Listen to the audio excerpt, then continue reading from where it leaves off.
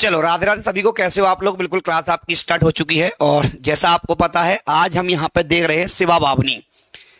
एक शानदार रचना है और बेहतरीन रचना है। आप सभी यहाँ पर इस सेशन को कंप्लीट देख लेते हैं। हालांकि एक दिन में तो नहीं कंप्लीट हो पाएगी ये रचना, 2 दिन में करेंगे क्योंकि जीवन परिचय के साथ में 3 पद भी पढ़ने हैं इनके, ठीक है। और उनका विश्लेषण भी देखना है, उनका सार तत्व भी समझना है, उनमें अलंकार कौन कौन से हैं, किस पंक्ति में कौन सा अलंकार है, सारी चीजों को यहां पे हम देखेंगे, ठीक है।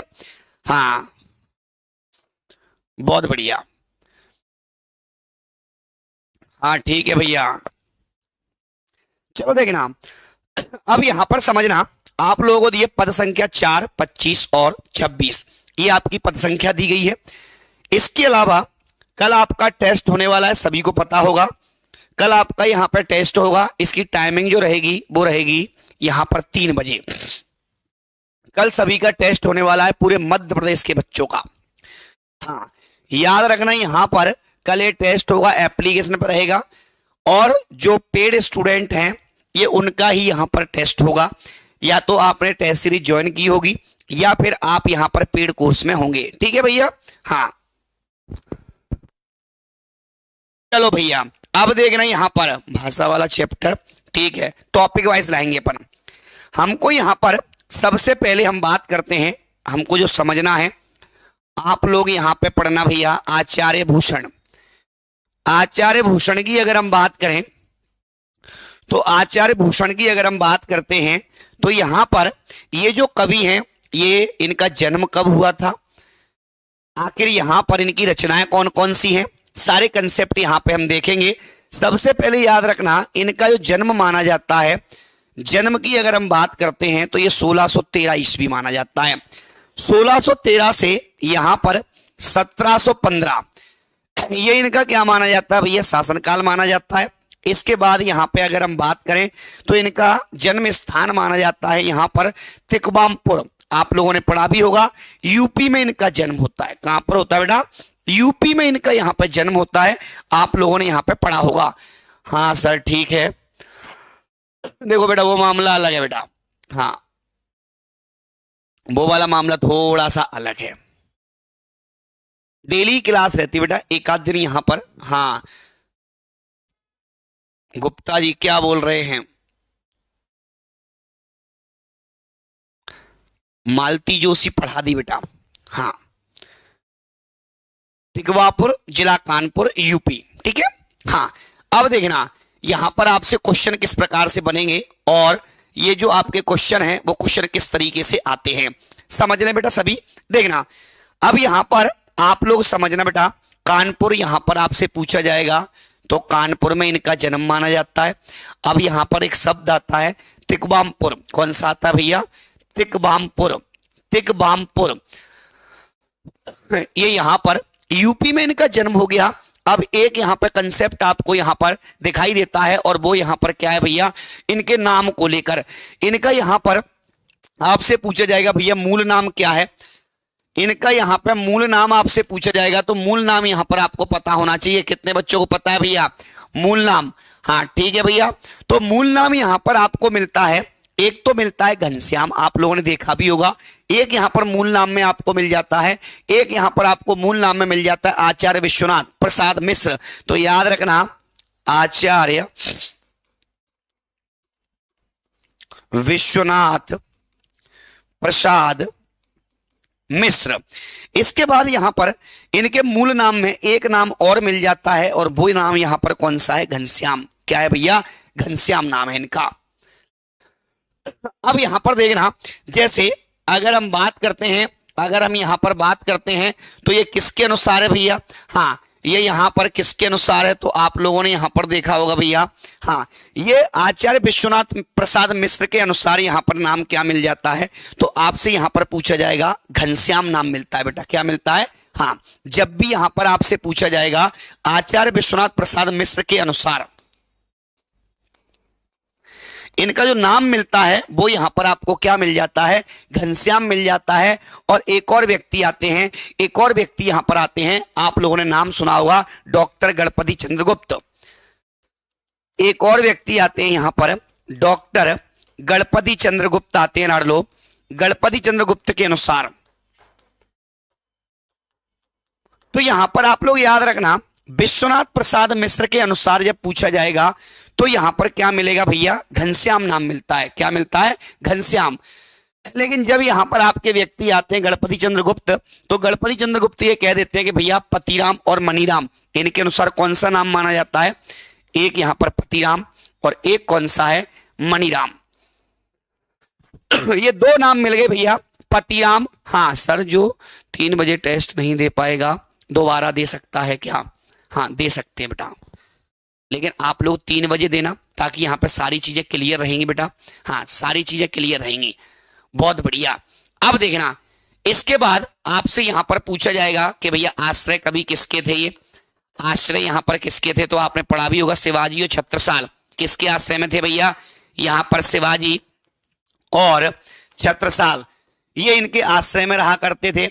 अब मुद्दे की बात ये आती है कि सर यहां पर इनको एक उपाधि भी मिली थी, और उपाधि यहां पर किसने दी थी, क्यों दी थी, और यहां पर ये उपाधि है वो आपका वास्तविक उपाधि यहां पर क्या है, किस तरीके से, तो आप लोग एक फैक्ट यहां पर लिखना। सभी बच्चे यहां पर इसका स्क्रीनशॉट ले लीजिएगा, स्क्रीनशॉट ले लीजिएगा। हाँ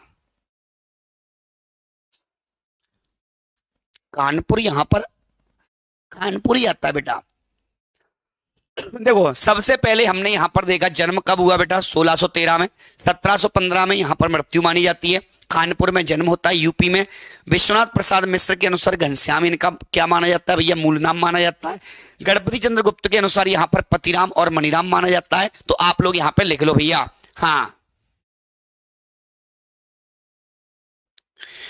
ठीक है, बहुत बढ़िया।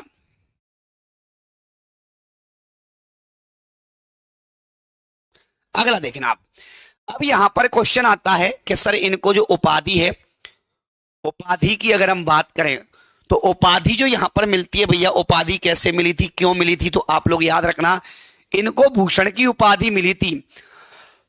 और ये यहां पर किसके द्वारा दी गई थी, ये यहां पर क्वेश्चन सबसे मोस्ट है, और कल का टेस्ट तो हर बच्चा देगा भैया, कल का टेस्ट हर बच्चा देगा। 100 क्वेश्चन है, बेहतरीन क्वेश्चन है, आपके एग्जाम ओरिएंटेड ही है। और सभी बच्चे कल रात को मुझे आंसर भी बताएंगे, अपन पहले ही बात कर चुके हैं इस मामले में, ठीक है भैया। हाँ ये चित्रकूट के यहां पे राजा थे रुद्रशाह सोलंकी, कौन थे भैया, आपने देखा होगा चित्रकूट राजा रुद्रशाह सोलंकी, रुद्रशाह सोलंकी, इनके द्वारा यहां पर क्या मिलती है भैया, उपाधि मिल जाती है। यहां तक भी बात ठीक है, लेकिन यहां पर याद रखना एक व्यक्ति आते हैं डॉक्टर बच्चन सिंह। बच्चन सिंह यहां पर क्या कहते हैं, बच्चन सिंह कहते हैं नहीं भैया रुद्रशाह सोलंकी नहीं है, रुद्रशाह सोलंकी के पुत्र जो थे हृदय राम के द्वारा ये उपाधि दी गई थी। इन्होंने कहा था कि यह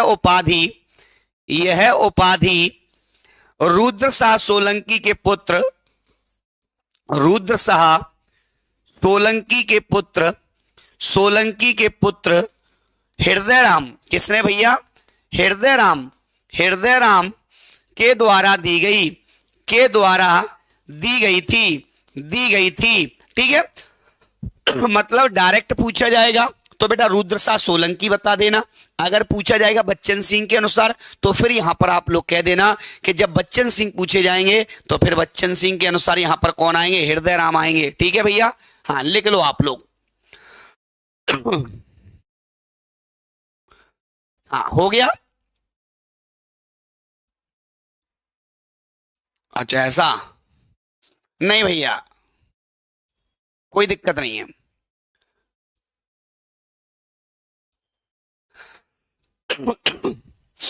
ठीक है, अब समझना, अब यहां पर आप लोग समझना इसके अलावा और यहां पर क्या क्या हो सकता है। तो पहले आप लोग सुन लो भैया, सभी बच्चे जल्दबाजी कोई नहीं करेगा, जल्दबाजी कोई नहीं करेगा आप लोगों में से, ठीक है। इसके बाद यहां पर आपसे पूछा जाता है कि भाई साहब ये बताइएगा ये कौन थे जाति से, तो कन्याकुब्ज ब्राह्मण थे, तो कन्याकुब्ज यहां पर ब्राह्मण माने जाते हैं। पिताजी का नाम पूछा जाएगा तो रत्नाकर त्रिपाठी माना जाता है। तो जब भी यहां पर पिताजी का नाम पूछा जाएगा तो रत्नाकर त्रिपाठी है, और यहां पे जाति पूछी जाएगी तो कान्यकुब्जी यहां पे ब्राह्मण माने जाते हैं। क्लियर है बात भैया, क्लियर है, हाँ क्लियर है भैया? हाँ चलो भैया, अब यहां पर आगे बढ़ना, अब यहां पर आप लोग आगे बढ़ना। इसके बाद आती है भूषण की रचनाएं, इसके बाद यहां पर आती है भैया भूषण की रचनाएं।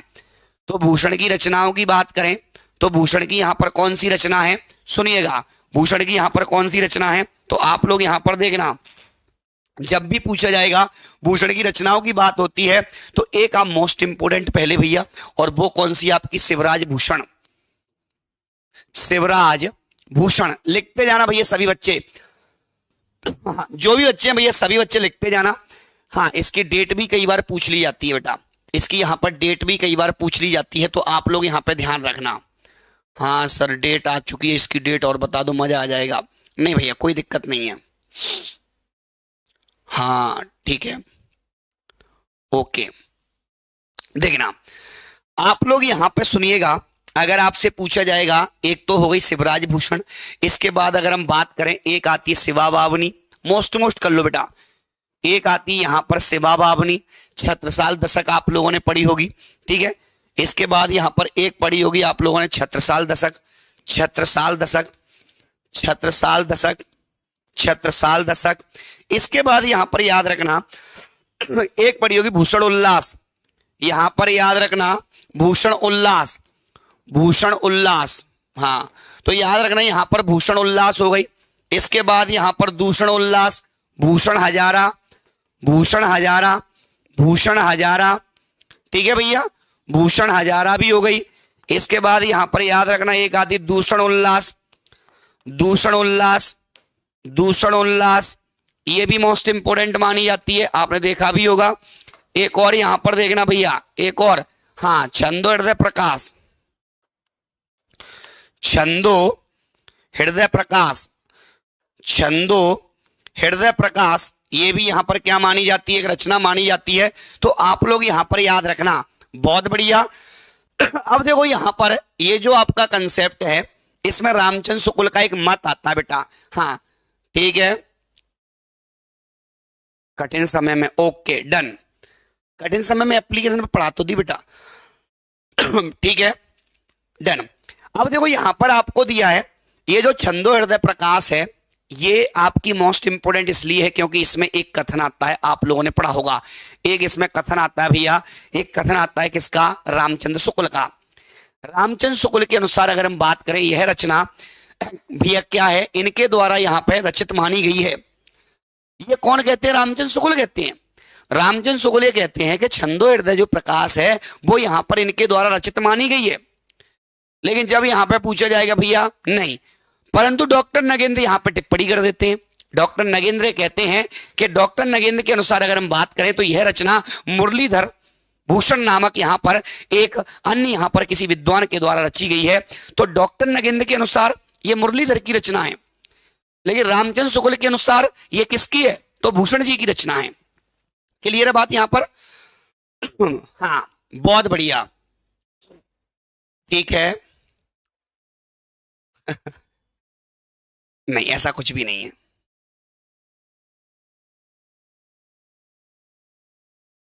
ओके। अब सुनना आप लोग, अब यहां पर सुनिएगा, अब कुछ कंसेप्ट समझते हैं अपन। जैसे आपको यहां पर रचनाएं दी गई हैं, इन रचनाओं के बारे में थोड़ा थोड़ा आप लोग जान लो भैया। हाँ अलंकार प्रकाश भी इन्हीं की मानी जाती है। एक और लिख दें यहां पर कहीं पे, एक और लिख लो भैया, अलंकार प्रकाश, हाँ इसको यहां पर लिख देते हैं भैया, अलंकार प्रकाश। अलंकार प्रकाश भी यहां पर इन्हीं की रचना मानी जाती है, मोस्ट इंपोर्टेंट है। लेकिन कुछ कंसेप्ट समझना जो यहां पर आपके पेपर में सबसे ज्यादा पूछे जाते हैं। शिवराज भूषण की बात करें तो 1673 मानी जाती है, डेट आपकी इंपोर्टेंट नहीं है इसमें। इसमें यहां पर पूछा जाएगा इसमें कितने पद हैं, तो 385 पद मिलते हैं। इसमें कितने पद मिलते हैं लाडलो, 385 पद मिलते हैं। और शिवराज भूषण की बात करें तो इसमें यहां पर और क्या क्या है भैया, और क्या क्या है तो सुनिएगा सभी ध्यान पूर्वक। और इसमें क्या क्या है, 105 अलंकार है इसमें लाडलो, 105 यहां पर अलंकार है। एक प्रश्न ये भी बन सकता है, एक तो कौन सा प्रश्न हो गया कि 385 क्या है भैया, पद्य। हाँ इसके बाद यहां पर पूछा जाएगा कि इसमें यहां पर अलंकार कितने हैं भैया, 105 अलंकार है, जिसमें से 99 अर्थालंकार है और यहाँ पे 4 शब्दालंकार है, एक चित्रालंकार है, एक संकर है भैया। अब देखो इसमें यहाँ पर क्या विवेचन दिया गया, बड़ा खतरनाक है। इसमें 99 तो क्या है लाडलो, अर्थालंकार है। 99 क्या माने जाते हैं इसमें, अर्थालंकार। ये क्वेश्चन आ चुका है भैया। 4 इसमें क्या है भैया, 4 इसमें शब्दालंकार है। 4 लाडलो यहाँ पे शब्दालंकार है। एक और कंसेप्ट यहाँ पे देखिएगा, एक और कंसेप्ट यहाँ पर देखना, 99 और 4 103। अब 2 बचे, एक यहाँ पे चित्रालंकार है, एक यहाँ पर कौन सा भैया, चित्रालंकार है, और एक यहाँ पर कौन सा भैया, संकर है। संकर है, ये उभयालंकार में आप लोगों ने पढ़ा होगा। संकर अलंकार कितने बच्चों ने पढ़ा है, एक बार कंफर्म कर दें। बहुत बढ़िया, हाँ ठीक है। अब यहां पर और क्या क्या कंसेप्ट इनके हो सकते हैं। भूषण जी की जब बात करते हैं तो ये रचनाएं तो हो गई भैया, रचनाएं आपको पता भी है, हाँ ठीक है।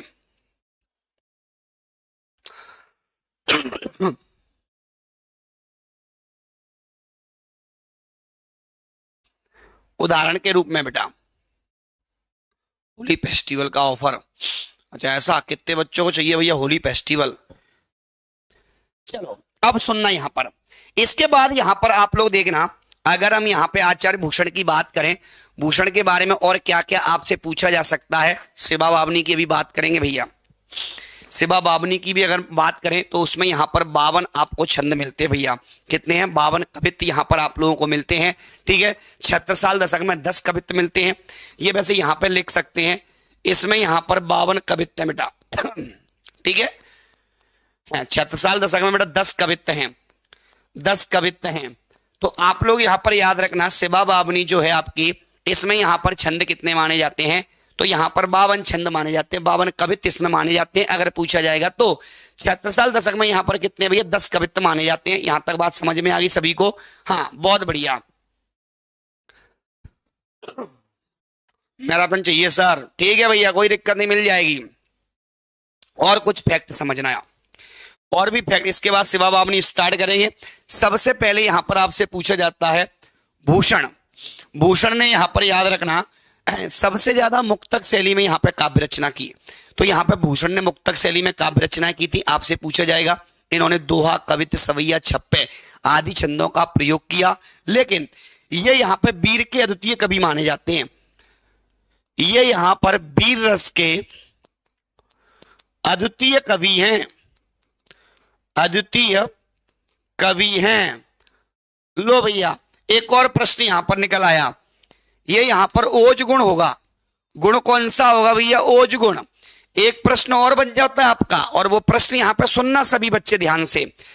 एक तो यहां पर वीर रस के अद्वितीय कवि हो गए, इनको रीतिकाल का राष्ट्र कवि कहा जाता है, रीतिकाल का राष्ट्र कवि यहां पर कहते हैं।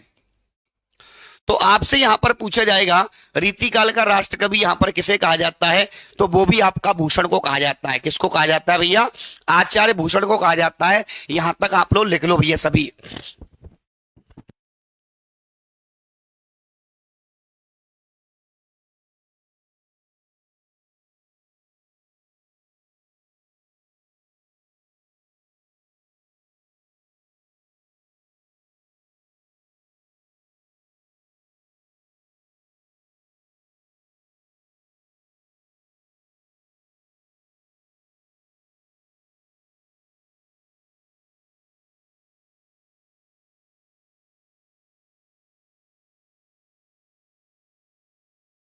एक बार कंफर्म कर दे भैया सभी।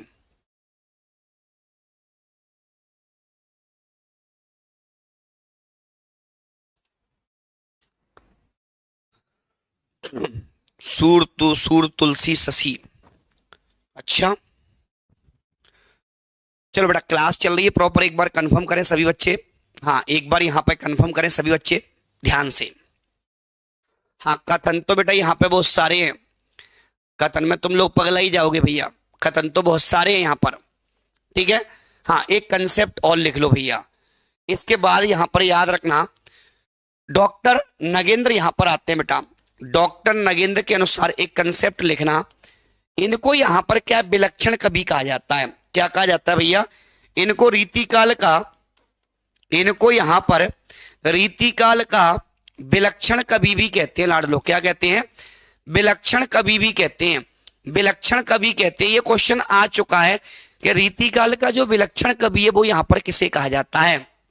तो रीतिकाल का जो विलक्षण कवि है वो यहां पर किसको कहा जाता है, तो आचार्य भूषण को कहा जाता है लाडलो। किसको कहा जाता है, आचार्य भूषण को कहा जाता है।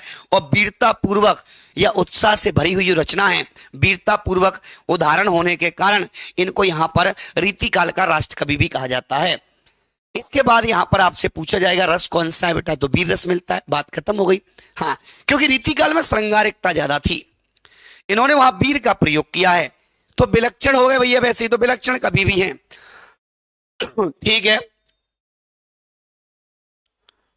ओके, कोई दिक्कत नहीं है भैया। हाँ, कोई दिक्कत वाली बात नहीं है, आप लोग टेंशन ना लें, तैयारी करें शिद्दत से। हाँ, जो भी तैयारी करना है शिद्दत से करो। हाँ, बाद में देख लेंगे भैया मैराथन वगैरह जो भी होंगी। हो गया,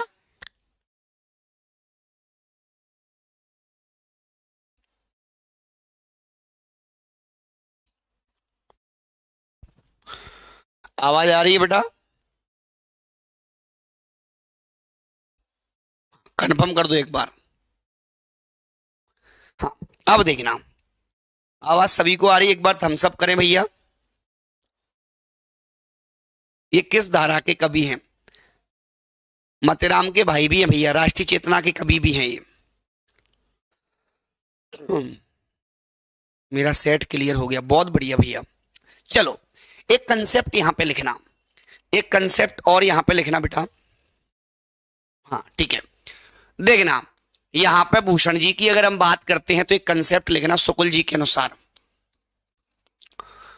उन्होंने कहा था इनके उदाहरण बड़े गड़बड़ हैं, तो भूषण के उदाहरण यहां पर सबसे गड़बड़ हैं। भूषण के जो उदाहरण हैं, भूषण के उदाहरण हैं, उदाहरण हैं सबसे गड़बड़ हैं, सबसे गड़बड़ हैं, गड़बड़ हैं। तो भूषण जी के जो उदाहरण माने जाते हैं बेटा वो सबसे गड़बड़ माने जाते हैं। इसके बाद यहां पर याद रखना, ये बताइएगा ये रीति सिद्ध कवि हैं, क्या रीतिबद्ध कवि हैं, क्या रीति मुक्त कवि हैं, कमेंट करके जल्दी से बताइएगा। बिल्कुल ठीक है, सभी बच्चे यहां पर कमेंट करके बताइएगा कि ये यहां पर कौन से कवि हैं, रीतिबद्ध हैं, रीति सिद्ध हैं या रीति मुक्त हैं। एक क्वेश्चन तो ये भी बन सकता है। चलो हाँ, बहुत बढ़िया, ये यहां पर बेटा रीतिबद्ध कवियों में आते हैं, ये यहां पर किस में आते हैं, रीतिबद्ध कवि हैं। किस में भैया, हाँ रीतिबद्ध कवि हैं। सिद्ध कौन कौन है भैया इसमें, हाँ सिद्ध महात्मा, ठीक है। कौन से कवि माने जाएंगे भैया, रीतिबद्ध कवि माने जाएंगे। बहुत बढ़िया, यहां तक मामला क्लियर हो गया सभी का। हाँ ठीक है, ओके डन। अब देखो यहां पर एक व्यक्ति आते हैं, सुन लो थोड़ा आप लोग, हो सकता है क्वेश्चन बन जाए सुन के ही। एक डॉक्टर नगेंद्र आते हैं, डॉक्टर नगेंद्र की बात करें तो यहां पर कहते हैं कि भूषण द्वारा रचित जो शिवराज भूषण है, शिवराज भूषण के यहां पर लक्षणों को देखते हुए, देखने से यह प्रतीत होता है कि ये यहां पर जयदेव के चंद्रलोक और यहां पर मतीराम का जो ललित ललाम है उसका यहां पर क्या माना गया है, आश्रय माना गया है।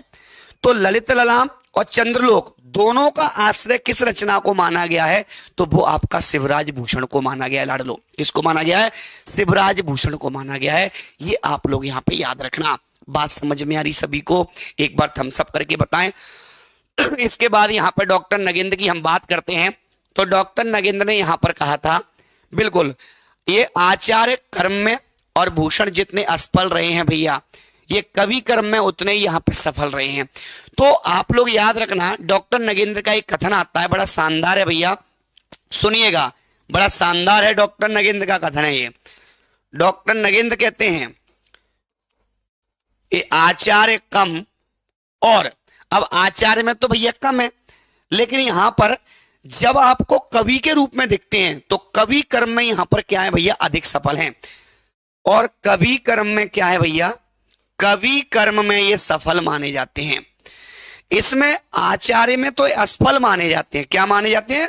वो बोलते हैं आचार्य नहीं है, ये कवि हैं, तो आचार्य के दृष्टिकोण से तो असफल हैं, लेकिन कवि के दृष्टिकोण से सफल कवि माने जाते हैं। ये डॉक्टर नगेंद्र कहते हैं, अपन ने नहीं कहा भैया ये। हाँ। बहुत बढ़िया।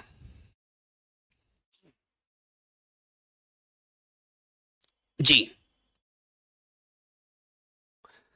अब देखो एक कथन हमने पढ़ा था जो हृदय राम, देखो यहां पे क्वेश्चन आपका कंप्लीट करवा देता हूं, जिसका डाउट है ये बच्चन सिंह वाला स्टेटमेंट पढ़ना, ये आपका बहुत बड़ा डाउट है सभी का। हाँ, ये आपका बहुत बड़ा डाउट है सभी का कि आप लोग यहाँ पे जब बच्चन सिंह को पढ़ते हो तो बच्चन सिंह ने यहां पर कहा था कि ये उपाधि रुद्रसा सोलंकी के पुत्र हृदय राम के द्वारा दी गई थी।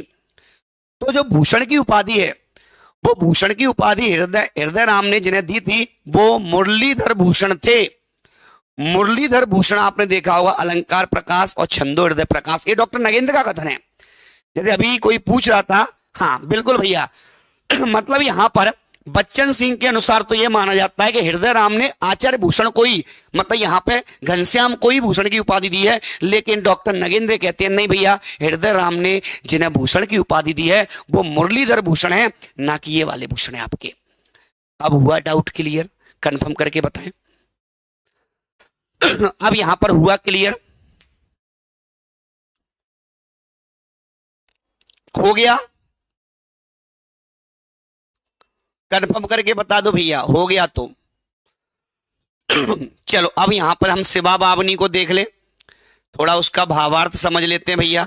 शिवाजी की गाथाएं हैं, मजा आ जाएगा तुम लोगों को। हाँ, शिवाजी की जहां गाथाएं हैं, ठीक है, एक बार पहले थम्सअप कर दो भैया। हाँ, सभी बच्चे यहां पर थम्सअप करेंगे, ठीक है।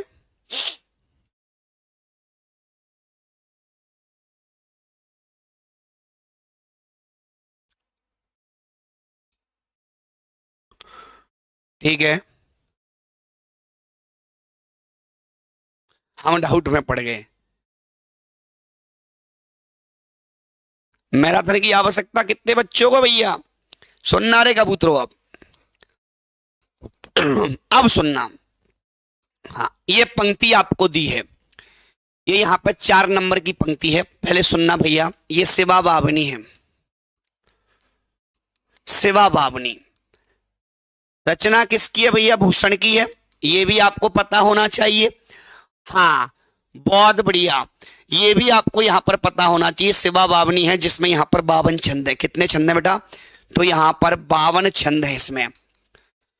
अब आप लोग समझना, इसमें जो आपको दिया गया है, इसको अगर हम बात करें तो भैया यहां पर जब आप पढ़ते हो, जब आप लोग यहां पर इसको पढ़ते हो तो यहां पर क्या दिया गया है सुनिएगा, कि बदल ना होई दल दक्षिण घमंड माही, घटा जुना होई दल शिवासी, हंकारी के दामनी दमक नाही खुले खग। हाँ, खड़ग होगा बीरन के, वीर सिर छाप लघु तीजा असवारी के, देख देख मुगलों की हर में भवन त्यागे, उझक उझक उठे बहत बयारी के, दिल्ली मत भूले कहे बात घन घोर घोर, बाजत नगारे ये सितारे गढ़ धारी के। तो सुनिएगा भैया, यहां पर आपको एक कंसेप्ट दिया गया है, तो पहले सभी बच्चे ध्यान से सुनना। सभी बच्चे यहां पर के बदल ना होई दल दक्षिण घमंड माही, ठीक है। घटाजू यहां पर होए दल शिवाजी, हंकारी मतलब अहंकारी के, दामिनी दमक ना ही खुले, यहां पर जो खग बीरन के, मतलब यहां पर जो मुगलों में जो भय बना के रखा है, ये कवि की यहां पर बड़ी क्लिष्ट भाषा है बेटा, ये कवि की बड़ी क्लिष्ट भाषा है। यहां पर क्या है, जो मुगल साम्राज्य था उनमें जो भय बना के रखा है वो यहां पर किसने बना के रखा है? तो याद रखना, महाराज शिवाजी के आतंक का जो भय है वो यहां पर दिखाया गया है कि भाई साहब बदल ना होई दल दक्षिण घमंड की, घटाजू ना होई दल शिवाजी अंकारी की। तो भैया जब यहाँ पे बिजली का चमकना, डर जाते थे वो यहाँ पे औरंगजेब की, सॉरी जो मुगल थे, उनको ऐसा लगता था कि भैया शिवाजी की सेना आ गई है, बिजली का चमकना, एकदम से डरना। तो यहां पर याद रखना, इतना खौफ फैला के रखा था। इसका भावार्थ समझना, महाराज शिवाजी के आतंक से जो मुगल स्त्री और दिल्ली निवासी का जो हृदय था वो सदा भयभीत रहता था। इसमें दिया है भैया। तो यहां पर जो भयभीत कौन कौन रहता था, एक तो मुगल स्त्रियां और दिल्ली निवासियों का यहां पर जो हृदय है वो सदा भयभीत रहता था बेटा। इसके बाद अगर हम बात करते हैं, अगर हम यहां पर बात करते हैं तो यहां तक कि जब वर्षा ऋतु के बादल आते थे और यहां पर बादल और बिजली में उन्हें छत्रपति शिवाजी की सेना का आभास होता था।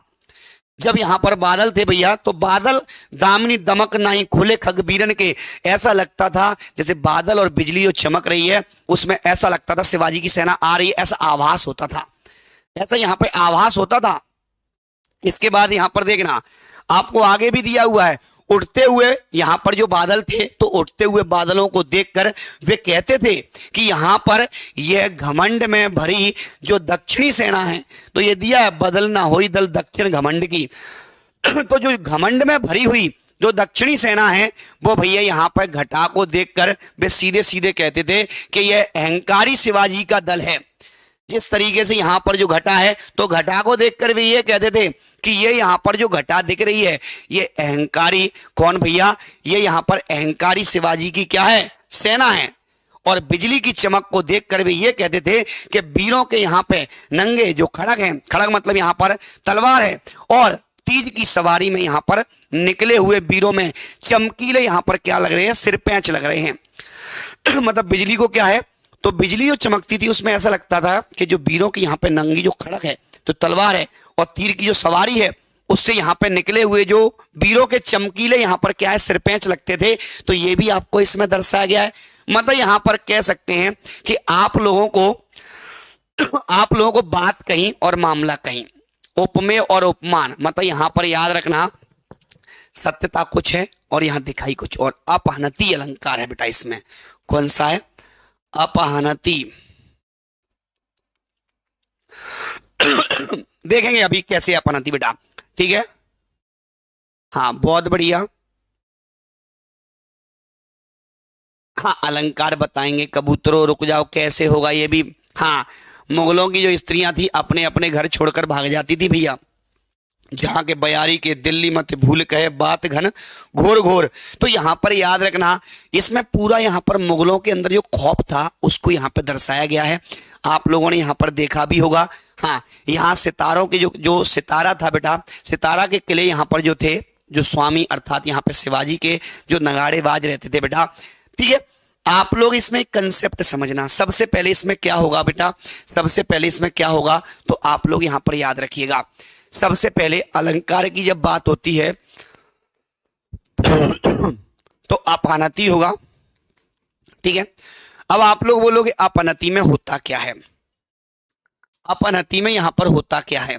हाँ बिल्कुल भैया, ठीक है। यहां पर सत्यता को छिपाया जाता है।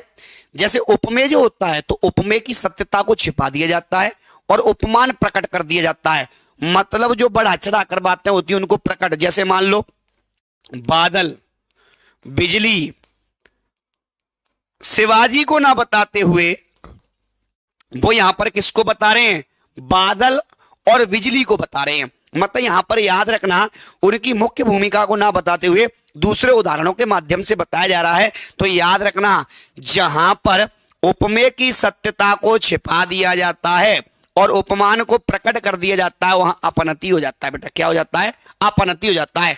यहां उपमेय शब्द बादल को यहां पर क्या है, असत्य बतलाकर, और उपमान यहां पर क्या है, दल को स्थापित किया गया इसमें। तो आप लोग याद रखना अलंकार कौन सा हो जाएगा बेटा, अलंकार कौन सा हो जाएगा भैया, हाँ अपनति हो जाएगा। क्या हो जाएगा बेटा, अपनति हो जाएगा, ठीक है भैया। हाँ बहुत बढ़िया। सत्यवाद का निषेध करना, मामला खत्म। यहां पर सत्यवाद का निषेध किया जाता है और इसका पूरा भावार्थ आप लोग समझ सकते हो कि यहां पर मुगलों के मन में ऐसा भय था, वहां की जो स्त्रियां थी उनके मन में, और दिल्ली निवासियों के हृदय भयभीत रहते थे।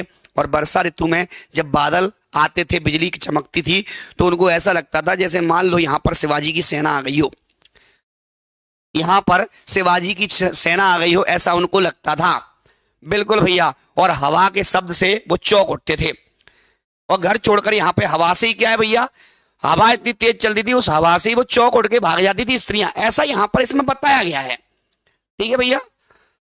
हाँ बहुत बढ़िया, चलो हो गया।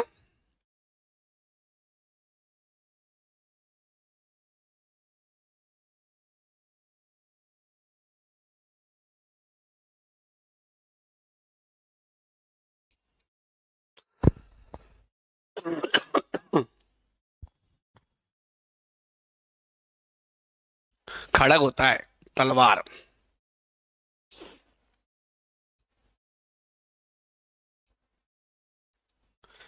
हाँ, घटा को देखकर ऐसा लगता था शिवाजी की यहाँ पर क्या है भैया, अहंकारी सेना आ गई हो। चलो आगे देख लें। इसके बाद यहाँ पर अगला समझना बेटा, इसके बाद क्वेश्चन भी करने हैं। ये दिया है, जीत्यो शिवराज सलहेरी को समर सुने सुने, असुरन के सुसीने यहां पर धरकत है, देवलोक नागलोक नरलोक गावे जस, अजहू लो परे खग दंत खरकत है, कटक कटक काट कीट से उड़ाए केत, भूषण भनत मुख मोर सरकत है, रण भूमि लेटे हाँ अग फेटे, अरसेते परे रुधिर लपेटे, पटनेटे पर कत है। तो यहां पर याद रखना। हाँ बिल्कुल भैया, ठीक है। यहां पर आपको ये क्या दिया गया है, इसका यहाँ पे भावार्थ समझना भैया। आप लोग इसमें अलंकार तो सीधा लगा दोगे, जैसे मान लो इसमें पूछ लिया जाए, हाँ कटक कटक कट काट कीट से उजाड़े, मतलब कीड़े जैसे यहाँ पर काट दिए, उजाड़ दिए हैं, मुगल सेना की बात कर रहे हैं। तो यहाँ पर महाराज तिवारी ने, जो शिवाजी जी थे, उन्होंने यहाँ पे सल जो हेरी की लड़ाई थी, सर हेरी की लड़ाई यहाँ पर जीत ली थी। मुसलमानों के यहाँ पे कलेजे जो धड़कने थी, धड़कने यहाँ पर क्या होता था भैया, जो कलेजा था, कलेजा वहां पर उनका धड़कने लगा था। स्वर्ग पाताल मृत्यु लोग शिवाजी का यहाँ पर यश गान कर रहे थे। मतलब यहाँ पर याद रखना, जैसे सुन असुरन के सुसीने धरकत हैं, तो यहाँ पर असुरन के सुसीने मतलब यहाँ पे जो मुसलमान थे, तो मुसलमानों के कलेजे यहाँ पे धड़कने लगे थे। इसके बाद देवलोक नागलोक नरलोक गावे जस, और यहाँ पर जितने भी लोग थे, स्वर्ग पाताल मृत्यु लोग शिवाजी का क्या कर रहे थे भैया, यश गान कर रहे थे। क्या कर रहे थे भैया, यश गान कर रहे थे। इसके बाद यहाँ पर आप लोग याद रखना, आगे आपको यहाँ पर दिया गया है कि आज हूं लो परे खग दंत खरकत है, कटक कटक काट कीट से उड़ाए केत। तो यहाँ पर आगे आपको दिया गया है, तीरों की घासियां अब भी यहाँ पे पीड़ा दे रही थी उनको। शिवाजी ने यहाँ पर शत्रुओं को, जो शत्रुओं की फौजें थी, उनको काट काट कर कीड़े मकोड़ों की तरह उड़ा दी थी। पूरी फौज को काट काट कर कीड़े मकोड़ों की तरह यहाँ पर उड़ा दिया। कुछ यहाँ पर बचे हुए शत्रु पीठ दिखाकर भाग गए। तो यहाँ पर रणभूमि में असक्त यहाँ पर पापी नवयुवक जो पठान हैं, रक्त से भीगे हुए यहाँ पर फड़फड़ा रहे हैं। जो नवयुवक पठान है, रक्त से भीगे हुए यहाँ पर फड़फड़ा रहे हैं। तो आप लोग याद रखना, रुधिर लपेटे फटनेटे फरकत हैं। तो यहां पर नवयुवक पठान रक्त से भीगा हुआ फड़फड़ा रहा है बेटा।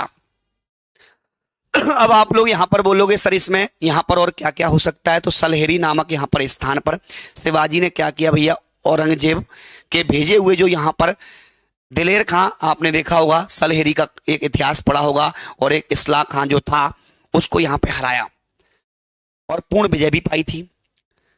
इसके बाद यहां पर इसमें आपका सबसे ज्यादा जो अलंकार है, जैसे आपको दिख रहा है, तो वृत्यानुप्रास है लाडलो। इसमें अलंकार कौन सा है लाडलो, तो यहां पर वृत्यानुप्रास इसमें अलंकार आपको मिल जाएगा। तो आप लोग यहां पर याद रखना है इसमें, ठीक है। हाँ बहुत बढ़िया, ठीक है। असुरों का मतलब यहां पर राक्षस नहीं है, असुरों का मतलब यहां पर अत्याचारी मुसलमानों से है। असुरों का मतलब यहां पर अत्याचारी मुसलमानों से है, ठीक है। हाँ बहुत बढ़िया। खगदंत का मतलब होता है तारों की जो घासियां होती हैं। कंटक मतलब शत्रु होता है बेटा। हाँ, अध फेंटे का मतलब यहाँ पे पापी होता है, ठीक है। अरसेटे मतलब असक्त होता है बेटा। पट मतलब यहाँ पे नेटे या नवयुवक पठान भी बोल सकते हैं आप लोग। हाँ, इसमें यहाँ पर जो दिख रहा है ना, वो पूरा आपका यहाँ तक अनुप्रास ही है। अनुप्रास में भी कौन सा यहाँ पे लगा सकते हैं, प्रत्यानुप्रास, ठीक है। छावा,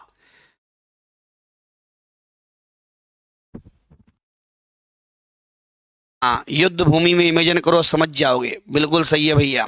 आगे बढ़ जाए। हाँ अपनति है वो बेटा, शब्द लिख दिया है, ठीक है। अगला देखना। हाँ सवैया, ये दिया है केतक देश दलियो, दल के बल दक्षिण चंगुल चाप के चाख्यो, रूप गुमान हरियो, गुजरात को सूरत को रस चूस के नाख्यो, पंजन पेल मलेच्छ मल मलेच्छ मले सब, सोई बचियो जी दीन है भाक्यो, सो रंग है शिवराज बलीजिन, नौ रंग में रंग एक न राख्यो। अब सुनना भैया, हाँ बेटा यहां पर आपको केवल ये पंक्तियां याद करनी है। पंक्तियों का मतलब इसमें अलंकार कौन सा है बस, और वीरता तो है ही भैया, वीरता तो है ही। यहां पर क्या है भैया, शिवाजी ने अपनी सेना के बल से कितने देश ध्वस्त नहीं कर डाले। ये कभी कहता है केतन देश दलियो दल के बल दक्षिण चंगुल चाप के चाख्यो, मतलब यहां पर याद रखना दक्षिण प्रांत की जो यहां पर नई चांगुल में यहां पर दबाकर भक्षण करके यहां पर जो शिवाजी जी हैं, अगर हम बात करें तो शिवाजी ने यहाँ पर अपनी सेना जो थी, अपनी सेना के बल पर कितने देशों को यहाँ पे ध्वस्त नहीं किया बताइएगा। दक्षिणी प्रांत की बात करें तो यहाँ पर जो नई चंगुल में जो दबाकर यहाँ पे भक्षण कर लिया था, इसके बाद गुजरात की शोभा और घमंड धूल में मिला दिया था। तो जो गुजरात की शोभा थी और घमंड यहाँ पे धूल में मिला दिया था, और सूरत को भी उसका रस अर्थात वैभव लेकर नष्ट कर दिया। सूरत को भी रस चूस के साग, तो सूरत को भी नष्ट। यदि पंजन पेल मलेच्छ मले सब, सोई बचियो जिये दीन है भाको। मुसलमानों को पंजों से चीर फाड़ कर मूर्छित कर दिया था। दीनता स्वीकार करने पर ही कोई कोई बच सका था। शिवाजी का वह रंग है जिसमें औरंगजेब की एक भी ना चलने दी। सो रंग शिवराज बलिजिन, मतलब यहाँ पे शिवाजी का जो खौफ था उसमें औरंगजेब की एक ना चली थी भैया, ठीक है। अब यहां पर आप लोग लिख लो भैया, इसको स्क्रीनशॉट ले लेना सभी बच्चे, ठीक है। काव्यलिंग अलंकार है बेटा, ये अलग से नया स्पेशल है, आएगा नहीं है। हाँ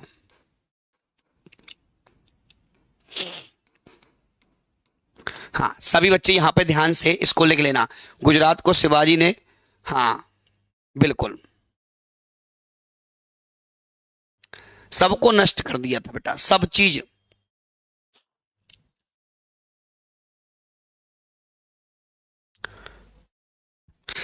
काव्यलिंग अलंकार का मतलब होता है ठीक से परिचय कराना। आप उसी चीज का परिचय ठीक से कराते हो, जो परिचय होता है उसे क्या कहा जाता है, काव्यलिंग कहा जाता है, ठीक है बेटा। यूट्यूब पर नहीं डली रहेगी क्या। चलो भैया हो गया, ये आप लोगों के तीन।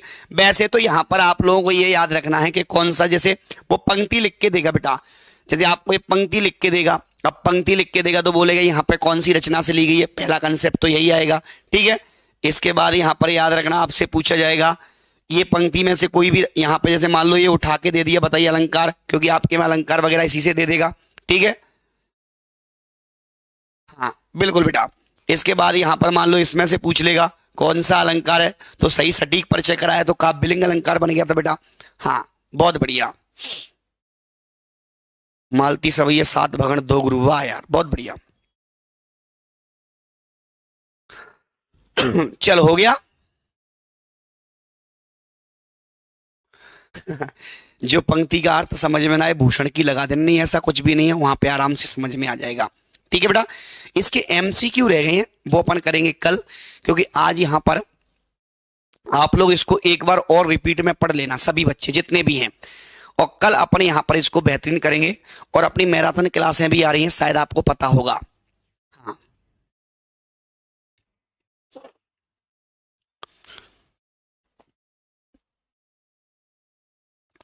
ऐप में क्लास बेटा रहेगी, हाँ 12 बजे,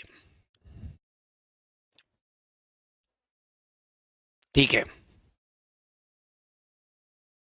हाँ अब सुन लो, कल आपका टेस्ट है तांडव क्लासेस के एप्लीकेशन पर, हिंदी का वर्ग 2 का पहला टेस्ट है। ये आपको टेस्ट इसी प्रकार मिलते रहेंगे, और मैं यहाँ पर अभी मैराथन क्लासें लेकर आऊंगा, और मैराथन क्लासें आपकी फिर लंबी चलेंगी लगातार। जैसे उसमें व्याकरण भी होगा, तो व्याकरण की क्लास तो वैसे भी टॉपिक वाइज लेकर आ रहा हूं मैं कल से। तो व्याकरण की क्लास में आप 7 बजे जुड़ जाना कल से शाम को। हाँ कल से शाम को 7 बजे व्याकरण की क्लास रहेगी, यूट्यूब पे रहेगी बेटा वो, एमसीक्यू आएंगे उसके, ठीक है। हाँ, टॉपिक वाइज ही लाएंगे। टेस्ट का समय बेटा 3 बजे रहेगा, तो ये चीज आप लोग ध्यान रखना। तो कल से 7 बजे तो आपकी वो वाली क्लास रहेगी, और 9 बजे जो चल रही है इसमें आपका जो कुछ रचनाएं हैं उनका यहाँ पे विश्लेषण मैं आपको करवा दूंगा, ठीक है भैया। हाँ, बहुत बढ़िया। नहीं, उसके लिए टेस्ट सीरीज परचेस करनी पड़ेगी बेटा, वही बच्चे दे पाएंगे उसमें, ठीक है। व्याकरण से स्टार्ट करें प्लीज बेटा। व्याकरण शाम को 7 बजे है, 9 बजे आपका ये साहित्य वाला, और ये आपका 11 से 19 यूनिट चलेगी, ठीक है। आज के लिए इतना ही। वीडियो को लाइक और शेयर करें, नए बच्चे चैनल को सब्सक्राइब कर लें। तो बोलिए भारत माता की जय।